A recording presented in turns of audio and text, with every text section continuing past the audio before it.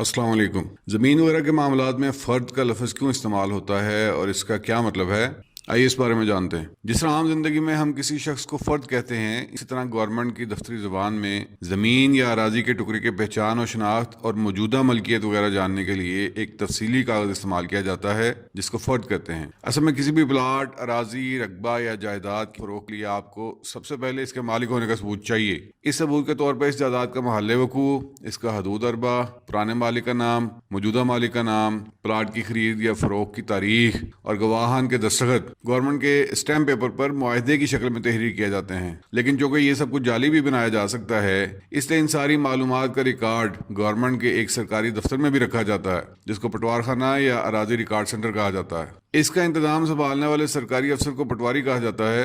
इस पटवारी के इलाके में जब भी किसी जमीन की खरीदो फरोख्त की जाए तो इसका रिकॉर्ड इस पटवारी के पास लाजमी दर्ज होना चाहिए और इस तरह वो इस खरीदो फरोख्त को एक इंतकाल नंबर अलॉट कर देता है, वगरना ऐसी खरीदो फरोख्त की कोई कानूनी हैसियत नहीं होगी। इसी तरह जब आप अपनी कोई ज़मीन फरोख्त करना चाहें तो सबसे पहले पटवारी से ज़मीन के रिकॉर्ड की नकल निकलवाते हैं जिसे फ़र्द कहा जाता है। इसी तरह टैक्स वगैरह के मामलात और रेवेन्यू डिपार्टमेंट के लिए भी फ़र्द अहम है, क्योंकि इसी के ज़रिए जायदाद की मलकियत में अबहम को दूर किया जा सकता है। अब नए निज़ाम के तहत जायदाद की मुंतकिली के अमल को बहुत आसान और महफूज बना दिया गया है। सबसे पहले तो फ़र्द के हसूल के लिए आप पटवारी नहीं बल्कि अराजी रिकॉर्ड सेंटर अपनी खिदमत मुहैया करेगा। इस तरह इस सिस्टम में करप्शन के इम्कानात ख़त्म कर दिए गए हैं।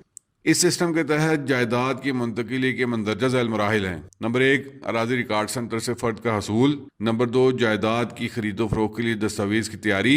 नंबर 3, टैक्स की अदायगी। और नंबर 4, सब रजिस्ट्रार ऑफिस में तस्दीक व तौसीक। इस नए तरीकाकार के तहत जायदाद की मुंतकिली का अमल ज़्यादा से ज़्यादा 18 दिन में मुकम्मल हो सकता है।